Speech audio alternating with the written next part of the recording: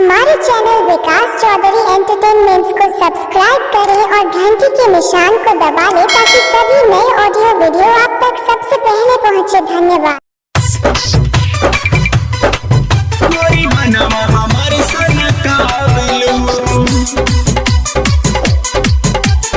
माँ Vaishno recording studio Delhi.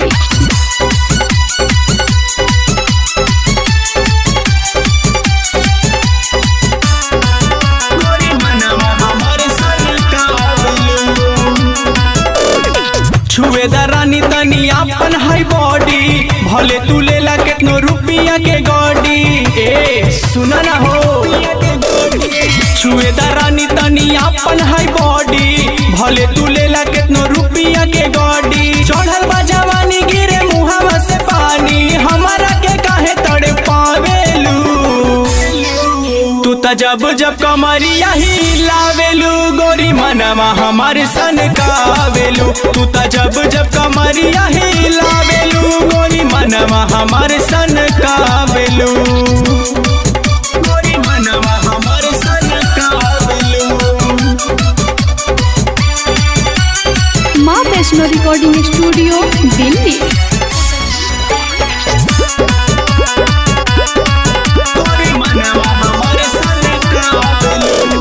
गल तोहर रसगुल्ला जैसन नैना लागे कटार हो। पर्दा के पीछे चला करे जा खूबे कैल जाओ प्यार हो। अब बर्दाश्त नहीं के हो। गल तोहर रसगुल्ला जैसन नैना लागे कटार हो।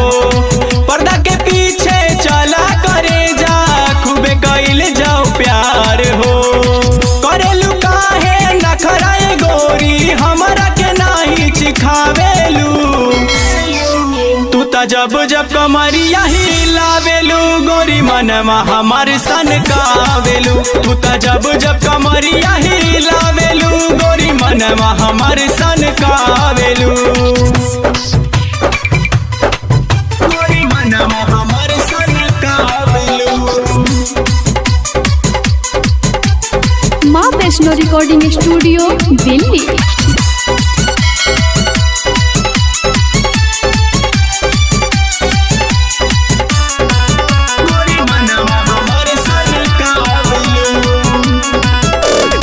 विकास चौधरी करी है आज खेला, मनी है ना तोहरा बात के।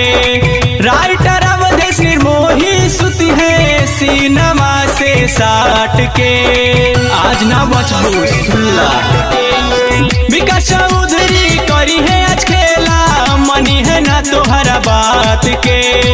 राइटर अवधेश निर्मोही सुती है सिनेमा से साट के। काके तू बहाना बोला कौन सवाद तू पावेलू। तू त जब जब कमरिया हिलावेलू गोरी मनवा हमारे सन कावेलू।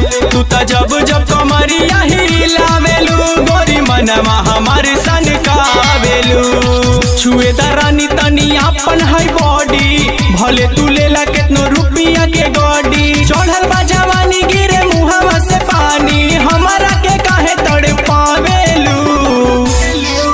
तू त जब जब कमरिया हिलावेलू गोरी मनवा हमारे सन कावेलू। तू त जब जब कमरिया हिलावेलू गोरी मनवा हमारे सन कावेलू।